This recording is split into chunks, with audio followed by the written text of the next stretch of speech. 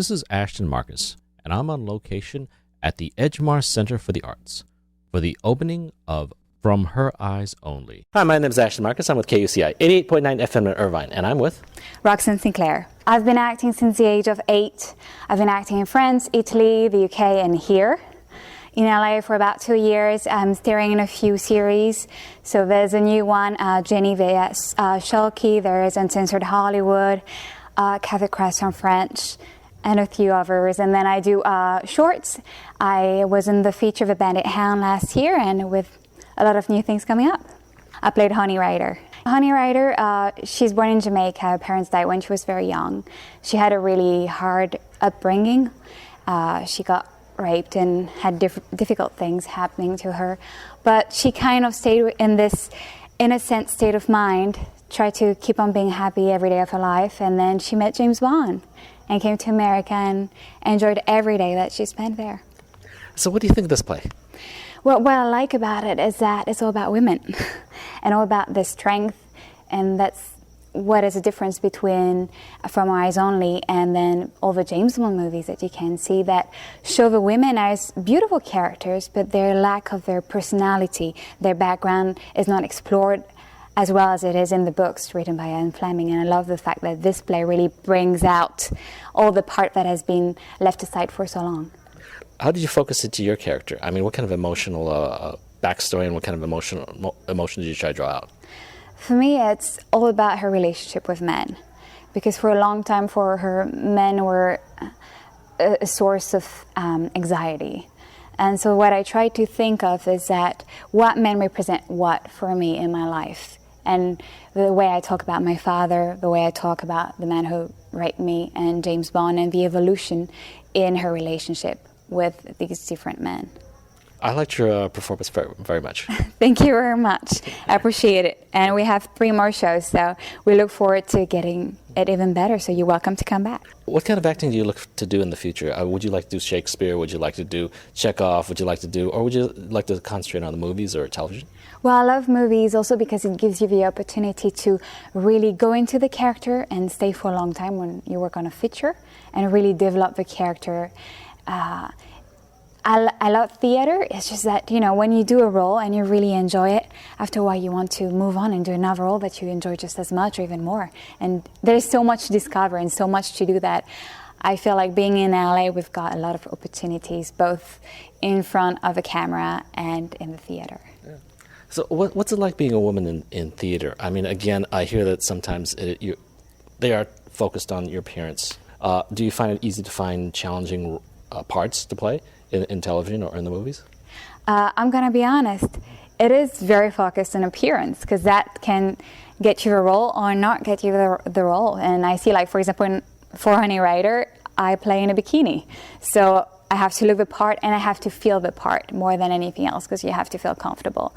And it's the same thing in front of a camera. Like when I play a mom, I try to have a different lifestyle the few days that I have before the shoot and in between shoots, because that way I can feel more like, the way the mom would feel. And on set, I try to keep the same pace and, cook meals. And when I play Honey Rider, I work out a lot beforehand. And I swim, so that matches the character. I know theater, you can find usually some strong female characters, but I assume television and movies, it's rather hard. It is true, especially when you get typecast. You tend to play the same type of role over and over again. Like, you can play the pretty blonde, and then you have a pretty blonde again, and then I want to do something different. We have the chance of having so many independent features and even shorts that are like opening a new world for actors to really create their own characters. Because you've got this script, you've got a lot of very challenging roles about women with hard past or with mental disabilities that really let you explore and try to understand what it is to be somebody completely different from yourself. And I've been playing a psycho killer. I've been playing people with different challenges, and it is indeed the type of role that I like the best. Thank you very much for being on the show. Thank you very much for being here. Hi, my name is Ashton Marcus. I'm with KUCI 88.9 FM in Irvine, and I'm with Jessica Amley. I've been acting since I was 4 years old. I grew up in Vancouver, Canada, and I live in the US, and I've lived in LA for the past 4.5 years. And acting is my passion, and I'm here at the Edgemar Center of the Arts right now for the play From Her Eyes Only, where I play Pussy Galore. Pussy Galore is an extraordinary woman, a very strong character. She's actually a lesbian who has a gang that she put together, and they were all acrobats, and they're called the Cement Mixers, and she is the leader of the gang, and they run with crazy smugglers and criminals, and they steal lots of money. And then she bumps into James Bond and kind of switches sides and actually has a relationship with him. And so it's her encounter with finding a man that she can be compatible with and hate at the same time. So what do you think about this play? I think the play is progressive, and you know, in a lot of the James Bond movies, I mean, they're all beautiful and fun to watch, but seeing the female perspective of it gives a completely different light. And having strong female characters are hard to come by in modern theater. You know, usually we're like over emotional and all these things, but to being able to play someone who is strong and independent and the bad girl and a criminal, it's so much fun to do because you get to be wild with it, and the reactions of the faces in the crowd are usually pretty funny. What I liked about this play, well, I liked it, but what I liked about this play is, again, the women do all the talking, and basically as an actor, as a female actor, you basically bring the emotion to it. So you can be tough, even if the script didn't write you as that tough. Right, we were given a lot of freedom to play around with the characters and see what their vulnerabilities were, but they're all such strong characters, because to stand along someone as strong and masculine as James Bond, you have to have a certain femininity that is not to be messed with. And that was what I think all the girls in the play had so much fun doing, is exploring our strengths. And so I think it's good for audiences, male, female, to see that. As a female actor, do you find it hard to find strong roles? Yeah, I think finding really good lead female characters. I mean, unless you're Wonder Woman, the lines are so hard to cross where you can find someone in a real life story that is, you know, independent, because it's also dependent on the male characters. What the male leader is doing in the play is kind of how we respond, what we do. So having this play and being able to kind of set the tone, set our goals, our opinions, and having nobody kind of tamper with that, it was exhilarating and very empowering. Yeah. So why did you decide to get into acting anyway? When I was younger, I watched Full House. It was a popular show in the 90s, and I pointed at the screen and I told my mom I want to do what Mary-Kate and Ashley do. I wanted. So my mom got me an agent, and then I just started working from there. And then moving to LA was the next progression, because the productions here are constant and everybody's very passionate, and so it was just the obvious next step for me. And it's the only way I can stay sane, because I am a very emotional person, and being able to have that outlet where I can put all of it into a character, it's therapy for me. If there's a woman who wants to get into show business, what kind of advice do you want to give? Would you like to give her? I would say for those of the women who want to get into show business is I think a lot, especially in Hollywood, is so much concentrated on what you look like, how you're presented. And I think that should be dropped, because I think some of the most historical female actresses, such as Bette Davis or Meryl Streep, they didn't really think about what they were looking like or how they were perceived. They just had this opinion of themselves and this point of view that nobody could mess with, tamper with. They were just so certain in who they were that it was genuine on screen. So just be exactly who you want to be. And if you don't get the audition, it's because it wasn't right, bad timing. If you do get the audition, at least you know that you're being true to yourself. And that's the best way to have a longevity career instead of something that's quick. Well, thank you very much for being on the show. Thank you so much for having me. It was lovely talking to you. Thank you. Hi, my name is Ashton Marcus. I'm with KUCI 88.9 FM in Irvine, and I'm with... Louisa Fay. I'm an actress from London originally. I went to the Royal Welsh College of Music and Drama for 3 years and did an acting degree. And then worked professionally in London and then moved to Los Angeles, and I've been working here for the past 7 months.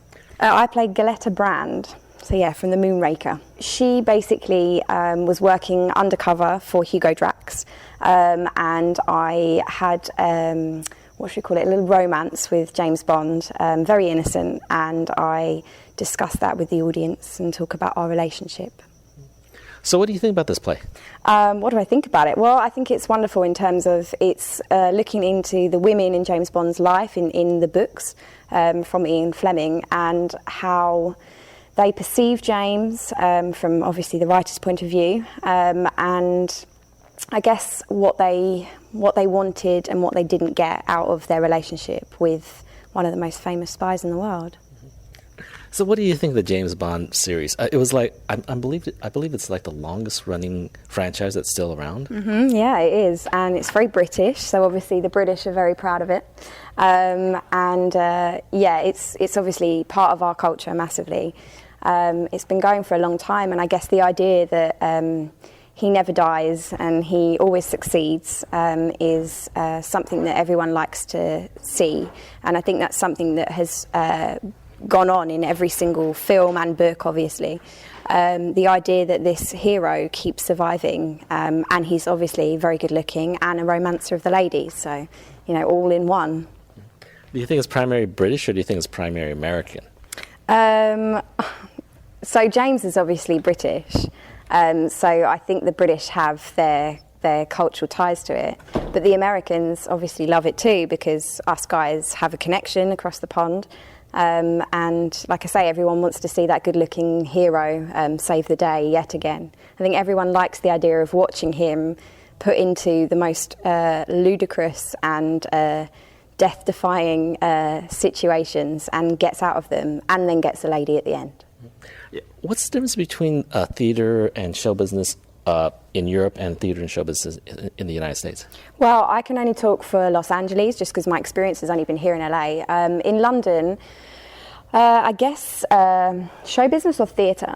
Theatre. Theatre. So theatre in London is the kind of the vein of London. There's theatre going on all across London and obviously across the UK as well. There's some fantastic regional theatres, always putting on new works as well as old classics as well. Here in Los Angeles, I've personally found that theatre has been, comparing to TV and film, isn't necessarily the vein of the city, but it's like the creative undercurrent that's happening here all the time, and it's a wonderful scene to be part of. My personal, respect for Los Angeles in terms of theatre is that whether you have been landing, a series on any network for 5 years, you still take the respect and the time to go to classes or to go and have an acting teacher or a coach that you can still practice. Like a violinist is always going to keep practicing their skill, and an actor or an actress should do the same thing. And for me, that has been a lot more prevalent here in Los Angeles. Yeah. What do you think about the role of women in theater? Do you think it's they concentrate too much on appearance? On appearance? Yeah, for women. I wouldn't say so much in theatres compared to film and TV. I would say that in theatre there seems to be grittier roles for women, and it seems for me anyway, that there's a lot more scope to show a woman in all her varying attributes and flaws.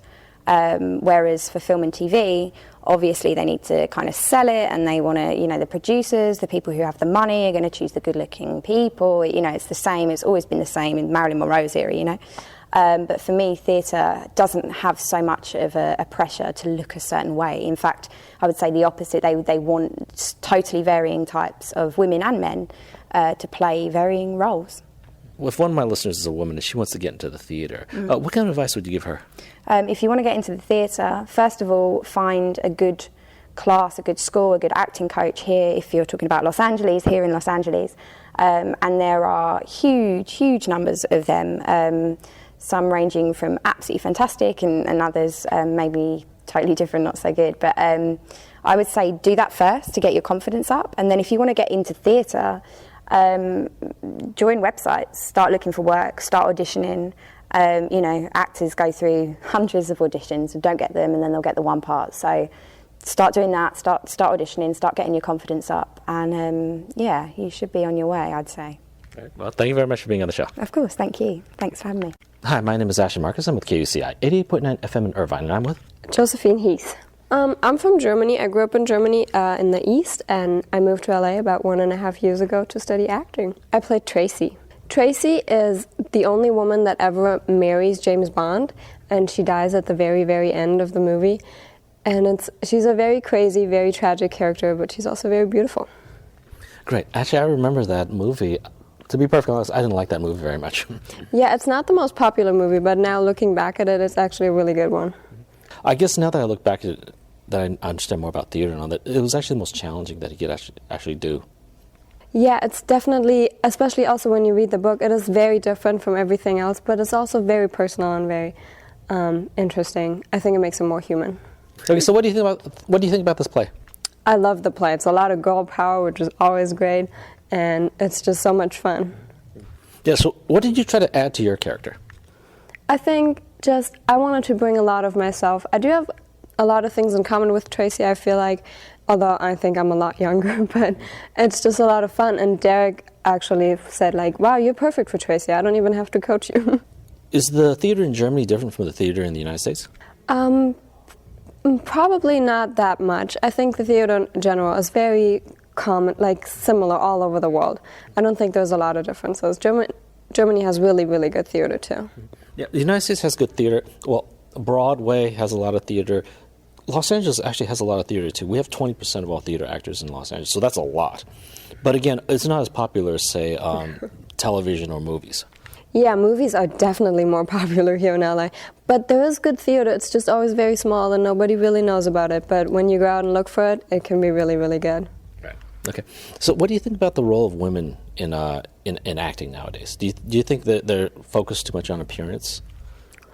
I think it's getting better. There's even movies out there like Reese Witherspoon did a movie with no makeup at all. And I think we're now showing that personality and what's inside of you is actually more important. Do you find it hard to find challenging roles for women? No, I think there's so many challenging roles out there. I mean, everything that's personal, there's so many stories to tell, and that can always be challenging. Yeah, I guess for theater that's true. But again, television and movies not so much. It's really hard to find a really strong female character, at least a lead character.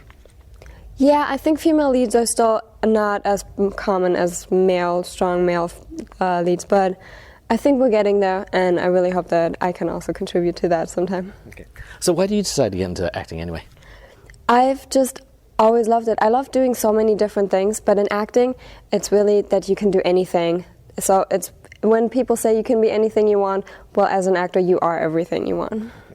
Say there was a woman, she wants to get into theater, and she wants to do a good job. Is there any kind of good advice you can give her? Just be yourself. Bring as much of yourself to the role as possible, because that's the only thing that nobody else can do. Any kind of warnings you could tell them, like don't do this or beware of this? Just don't be scared. Okay, thank you very much for being on the show. Thank you. Hi, my name is Ashton Marcus. I'm with KUCI 88.9 FM in Irvine, and I'm with... Well, my name is Patra. I'm from London. I grew up in London and I've been doing acting since I was 14. I decided to do the educational route, got my BA in Performing Arts, and then decided to fly to LA to pursue my career. I played Mary Goodnight. Mary Goodnight is someone who fell in love with James Bond, but James Bond didn't fall for her the way she wanted him to fall for her. And so she was so angry about the situation and how he treated her that she wanted to kill him and find different ways until she realised that there's no point in harbouring such feelings because James Bond, nobody likes James Bond, so he's going to die sooner or later. Okay, so what do you think about this play? I love this play. It's just so great to just explore the characters, and because with James Bond, you can actually watch it and watch the characters. You can see how the Bond females are on TV, and then see how you can embody it yourself and see how you can play with the characters. So it was really fun to do. What do you think about the women's roles in Hollywood today? Do you think it's maybe too much focused on appearance?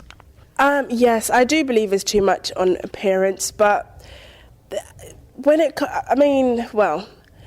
there are lots of roles that I think that we should focus more on, the personality and what women can bring.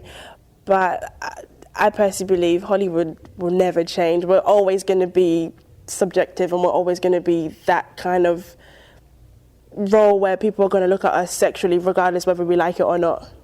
You're from England. Is theater different from England as it is from the United States? Oh yeah, definitely different. I feel like especially in LA, theatre here is taken so differently than it is in England.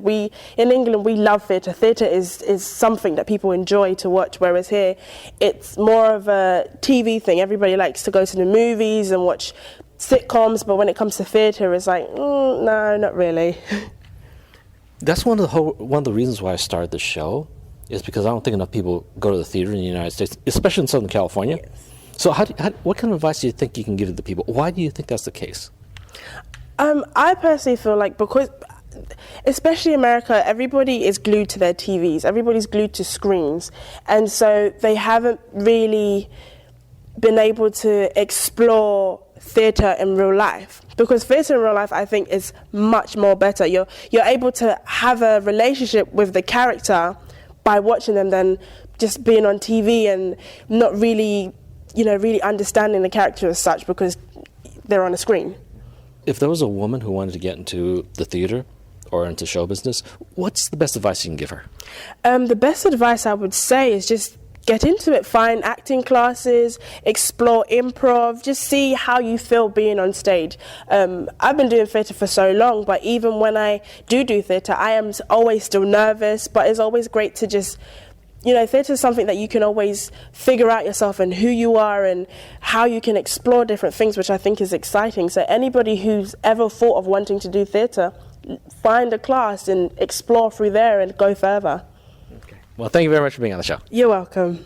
Hi, my name is Ashton Marcus. I'm with KUCI 88.9 FM in Irvine, and I'm with Amanda Ritchie. I started dancing when I was 3. I was in Cirque du Soleil for 7 years. I started doing acting about a year ago, and I absolutely adore it. I love it. It's my passion. I played Vivian in The Spy Who Loved Me.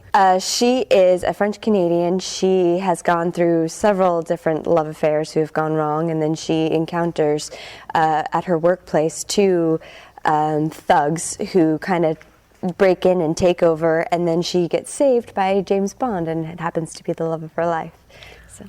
So what did you think about this play? I think it's amazing. It's absolutely, to have it adapt to the stage and be able to play it out in front of an audience is exhilarating. Do you find it hard to find challenging female roles out there, maybe in theater or in the movies?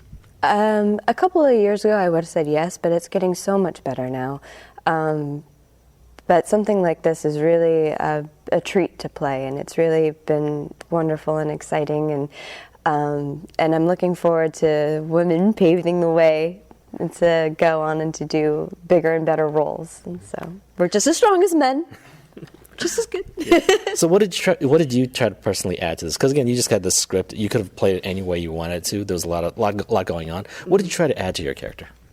I tried to add a little bit of humility in a sense, but then again the turn of sexiness as well. So I tried to combine all 3 of those elements together into one little package, and hopefully that portrayed. Say one of my viewers is a woman and she wants to get into theater. What kind of advice would you give her?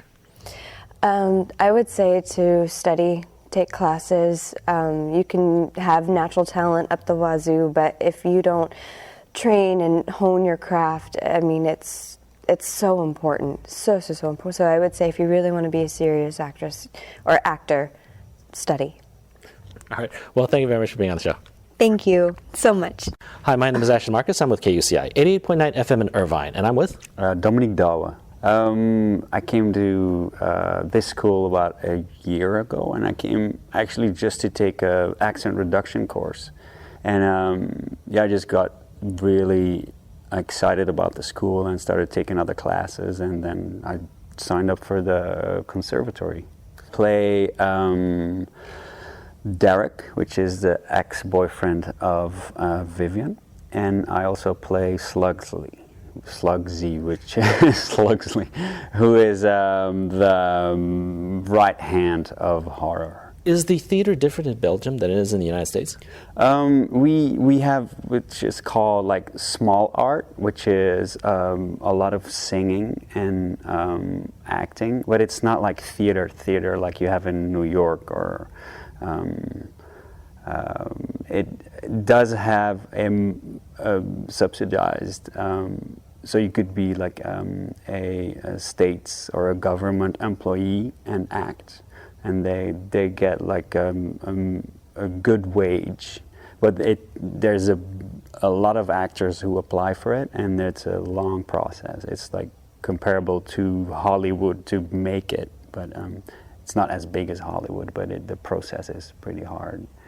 And there's 2 good theater schools that, of course, the government draws from. So if you get into those schools, your chances are bigger to be hired by the state. Yeah, the United States doesn't have, well, we have some grants, right. We have endowments and all that, but the United States doesn't subsidize our theater. So again, the actors, there are a lot of starving actors right. around here. Well, what do you think about it? Do you think Belgium does it better, or do you think you like the United States way? For job security is good in Belgium, but I'm not always sure that the quality is then as good. It's like with teachers in Belgium as well. Like once you get appointed, like they kind of are in it for the ride, and they don't always like excel because the competition is not. Because once you're appointed, it's for life. And in Hollywood, you make 2 bad movies and you're done. So why did you decide to get into acting anyway? Like I said, like I got sucked into the school, and there were some amazing teachers who went to Juilliard, who went to Yale, and I've heard of friends like there's classes of how to break into the industry, how to land an agent, and I was so inspired by some of these teachers just to learn the actual art of acting.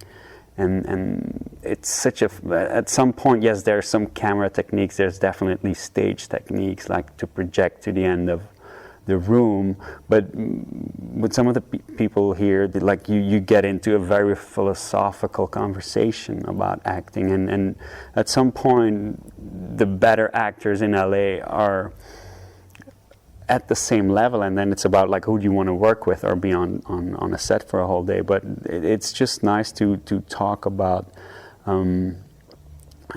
psychology, like how to perceive people, how to read people, and then bring it. That's why I love to analyze scripts. Is like because there's so many. I'm jumping from many levels, but there's so many layers in just one sentence. You never mean what you just said. There's so many layers what is being communicated, and then just breaking that down is really interesting. Interesting. So basically, one of my recurring themes in my show is I'm trying to find out what an artist is, because a lot of them start when they're very young, like they're 5. So I'm thinking, were they just born different from everyone else? What do you think about that? Well, I'm 40 now, and this is the first time I commit myself to this type of art. But I've used acting since I was 2, just in communicating with people. With some people you really gel, some other people you have to put on a face or get into a certain character. And my background is in special needs and in pre-hospital care. So we get a lot of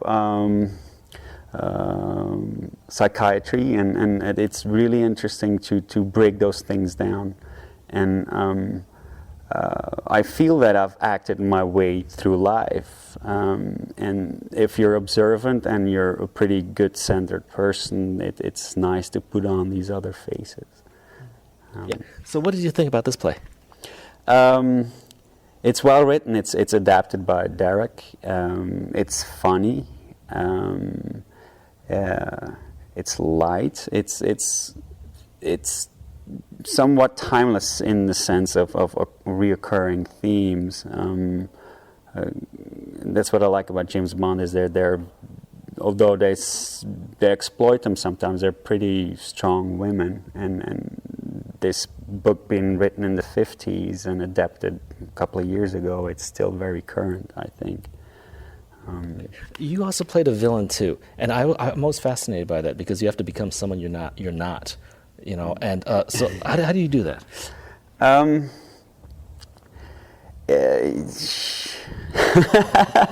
This is a very good question. Well, of course, you have like amazing examples, and you definitely guesstimate what would, or you. What I did with Amanda is like you kind of guess what they don't like, and you go lean into that, and it's something that happened the last couple of weeks in class too, that like I end up playing these people that are so removed from me, and it goes very well. Like you put on a jacket, and it's a safe place to be allowed to behave those ways, because there's an exercise that's called what was the exercise again? The Mike Lee exercise that you basically are interviewed by the teachers and the other classmates as that character. So you don't recite lines, but you put on that jacket, and then they ask you questions, and it's very interesting. Okay. It's a very cool exercise. Well, thank you very much for being on the show. Of course. Hi, my name is Ashton Marcus. I'm with KUCI 88.9 FM in Irvine, and I'm with Derek Jeremiah Reed. Well, I first came out to Hollywood hosting children's television for Fox Family Channel, a TV show called The Basement. Of course, that got canceled. The whole network got canceled. And then I started getting into improv comedy. I'm now I coach the improv classes here at the Edgemar Center for the Arts. We have an improv program, as well as, we have scene study and acting for the camera and breaking into the business classes. We have a variety of different acting classes here, and I'm basically in charge of the improv comedy section of it. So every once in a while they let me break out of that and do something serious. Well, I wouldn't say this is that serious, but, do other things. I wrote and directed From Her Eyes Only, and ended up starring in it, but I was really more the understudy. Truth be told, I was the understudy. Originally, the first actor who put it on was a gentleman named Gregory Scott. We first did the show about a year ago. We did like a kind of, because it is a workshop. It's not exactly a final product. We did a workshop a year ago. An excellent actor, Gregory Scott, put on the role, and we tried to get him back, but it just cost so much money. He's a working actor to fly in from the UK, so I wrote and directed the play, and then when he backed out the last second, I had to take on the lead role, so poor me. Okay, so why did you decide to write this play anyway? Well, I'm a huge James Bond nut. I think I really finalized it in 2007. I was working on it for a couple of years, and I think I was disgusted that there was no movie coming out in 2007. That movie, that year comes around once every 1,000 years, and there was no James Bond movie. Long story short, I read all the novels. I've read everything James Bond. I read the Ian Fleming books. I read the John Gardner books. I read the Richard Benson books. And there were so many things in the Fleming novels that the movies left out, especially the stuff about the women, certain characters. Like, Pussy Galore is a lesbian in the book. Totally left out, even though Goldfinger's amazing, Honor Blackman, all that sort of stuff. But that, of course, the 1960s, I don't even think they could say lesbian back then. So I started, it was just a kind of a labor of love, writing a play that honestly I never thought would see the light of day. I was like, okay, let me just write a play where we get to see the women's perspective on 007, and we get to, and really not redo what the movies have already masterfully done. Not, if it's in the films, it's not here. What we wanted to really focus on was all the things that the movies left out, either because of the times or just whatever. For example, like Gala Brand from Moonraker was completely omitted. That character was completely, left out of the movie and replaced with Holly Goodhead, which is great, But so that's basically where it all came from. And then I started working here, and I was surrounded by all these the Edgemar has an amazing acting community. Some of the best acting students from around the world. when you meet the other girls, some of them are French, some of them are American, some of them are Canadian, and I was like, and they're all beautiful, and I was like, this is, I've got a play, I've got this play, and so I was just like, let's just do it, let's just workshop it, and we'll never really be able to do a run of it because it's, Sony property, but right now what we're focusing on doing is like workshopping it. These are kind of like rehearsals, and ideally what we'd love to do is, because it's become public domain, Ian Fleming's work is public domain in Canada, so we'd love to do like a really big production overseas, like an extended run in Toronto or Montreal or somewhere really cool, and maybe get like a big Hollywood star to star as James Bond. Like there's so much buzz. I don't know if you've heard about all the people that they keep talking about, Idris Elba and maybe Hugh Jackman and all this sort of stuff. And so we'd love bring Pierce Brosnan back. Wouldn't that be kind of cool to have Pierce dust off the Walter PPK and do so that's kind of our goal, to eventually you do like a really extended run with it. But right now we're workshopping it, kind of exploring. That's a great thing. We get to change things. We change the order sometimes, so we're just having fun right now. Okay. What do you look for in your casting? Well, that's a really good question. I'm a pretty big nationalist. I mean, I'm actually being a big hypocrite here because what I loved about Gregory, who originally played Ian Fleming, he's British. And so I'm pretty big into usually I'm like, well, let's just cast a British person to play it. I don't want an American James Bond. I mean, they had Burt Reynolds they're talking about a couple of decades ago, and I'm like, that sounds terrible. No offense to Burt Reynolds. So for this in particular, a lot of the girls, their nationality really kind of led me to oh, you're perfect for it. Like, for instance, Kissy Suzuki. Asenya does an amazing job. She is drop-dead gorgeous. She's a brilliant student. She's studying, I think, at Cal State LA right now. She's actually from Kazakhstan, I believe, but she's playing a Japanese woman. And so in terms of casting, I really feel like each of the girls were born to play these parts. I didn't give them a ton of direction in the sense I was like, you are so right for this part that if you don't play it, we're probably going to cut the character. So in terms of casting, I would just, because we have so many students, I would just the girls would take classes with me. We didn't really have an audition process. Our students are usually enrolled for up to a year. And so I would get to know them in the classroom setting, and that would give me a perfect opportunity to go, hey, you know what? You are French, and you look great in a bikini, I'm assuming. Would you like to play Honey Ryder? And that's how it all really went down. I was told that James Bond is one of the longest franchises that have been around in movies. Why do you think that's so? That's a good question. I've been wrestling with that myself because, it's the 50th anniversary. And you know what I think it is? I think because Doctor Who, also British, has been around for 50 years also. I think part of it's so iconic. I mean, I guess Ian Fleming would say that, the sex and the action and the exotic locations are what makes James Bond immortal. But I think a little bit of it is the fact that it renews itself with a new actor. Sean Connery's interpretation, which is iconic, is completely different from Roger Moore. Roger Moore is very much of the 70s, and same thing with Timothy Dalton.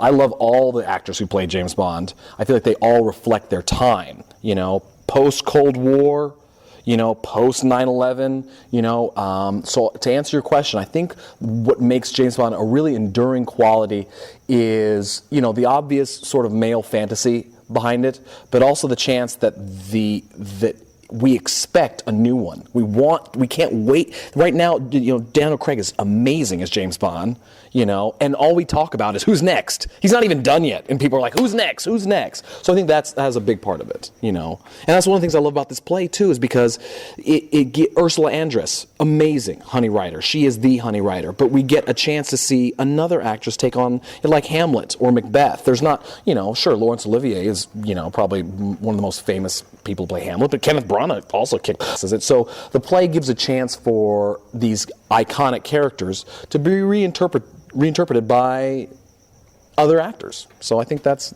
something we got going in our corner. I think James Bond has evolved over the years, and actually the way they treat women has evolved over the years. What do you think about that? Well, honestly, Yeah, you're absolutely right. You're absolutely right. Like I remember, because I was a child of the 80s, and I remember that's when the AIDS scare really happened. And so Timothy Dalton, poor Tim, he had to deal with the fall of the Iron Curtain and the AIDS scare. And so they made Bond monogamous in The Living Daylights. In his first movie, he only slept with one girl. And then in the second movie, he slept with two girls. Whereas Roger Moore in the swinging 70s, I think in Moonraker, he beds like 7 women. It's like, I mean, it's reflects its time. I think I think right now I'm a little concerned about like taking the sexuality out of it. Does seem to, there's a little bit of political correctness. I know that sex doesn't sell overseas as well, like in India, but I think I'm going to trust Sean Connery. When they asked Sean Connery, what do you think of the modern James Bond? He said, well, they're just not quite dirty enough. So I don't think there's wrong with a little bit of, I don't know. Movies seem to be getting less sexualized. And television seems to be getting more sexualized. That seems to be the trend. We got tons of sex in things like Game of Thrones, but we don't even have silhouettes of naked women in the Bond girl sequence. Like you watch Casino Royale, there are no women in the title sequence. It's just a bunch of dudes wrestling to Chris Cornell, and I'm not really thrilled about that. But I love everything that 007 does, so I'll criticize, but with lots of love. Do you think the women are good role models? Because I notice in theater's evolving to the point where women are very strong characters. If you ever go to a theater, you ever see the woman, I bet that's going to be a strong woman. I just bet, and usually that's true. What do you think about that? Well, there have, that's the thing about, that's another reason why I really wanted to get this play out, is because Ian Fleming's original vision of these women, yes, they were great role models. They were strong women. They weren't perfect. Honey Ryder had a broken nose, and James Bond thought that was beautiful. Ursula Angeles is a model. She is beautiful, but almost too perfect. Domino had a slight limp. Claudine Auger, gorgeous French model. I don't think she was an actress. I think she was a model. She's beautiful. But, that sort of stuff, I do sometimes feel like the movies don't give us a really great idea, not the depth of character that you'll find in the novels. And, I think it's getting. I know the actors even complained about that. I know all the actors complained about like how old they were as opposed to how young the girls were. And I'm really excited about Spectre, the new movie, because Monica Bellucci, who is amazing, and she's 50. I'm sure she's going to rock it. Whereas like if you go back and you watch like Pierce Brosnan playing alongside Denise Richards, and she's a nuclear scientist, I'm like, Denise, I love you, girl, but rocket science? I don't know, So I think it does evolve with the times. It does kind of, there's a few characters like Honor Blackman, of course, Diana Riggs, amazing, really great characters. But yeah, like the 70s and some other eras, the characters are a little bit two-dimensional. Do you think the play that you wrote is primarily for men, or do you think women will enjoy it also? I think women will enjoy it. If women don't enjoy it, I didn't do my job right. Because it's, just for an example, you can buy T-shirts. We printed From Her Eyes Only T-shirts, but we printed only in girls' sizes because I was like, I don't think a dude's going to want to wear a T-shirt that says From Her Eyes Only, And so I was like, it should be girl power. And the fact that James Bond doesn't make an appearance in the play until like almost an hour into the show, In fact, when Ian Fleming wrote The Spy Who Loved Me, it's in first person. That's really where I got the genesis of the idea, was that I was reading, it's my favorite Ian Fleming novel. It's all in first person, told from the perspective of Vivian Michaels, and 007 doesn't make an appearance until like 100 pages into the book, and then even then it's just kind of like in and out, and I really found that fascinating. So to answer your question, I really hope that the guys be like, hey, all right, pretty girls, guns, I like it. But I really hope that women will come see it. I know the actresses have really dug being able to, knives and, being authoritative and power. So I really, yes, I will say it's definitely for women, almost more so in the sense that it's lots of girl power in it.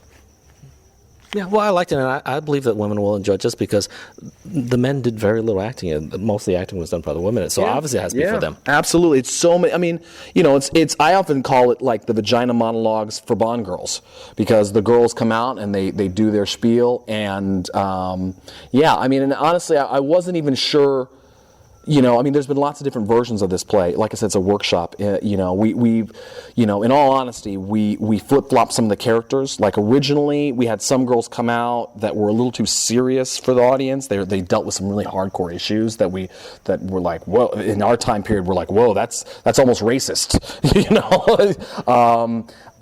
So we mess with the order, and we put the action sequences in there, and even the sexual, having sex on stage and stuff like that. Not literally, but so we wrestle with that sort of stuff, and I'm glad you dug it.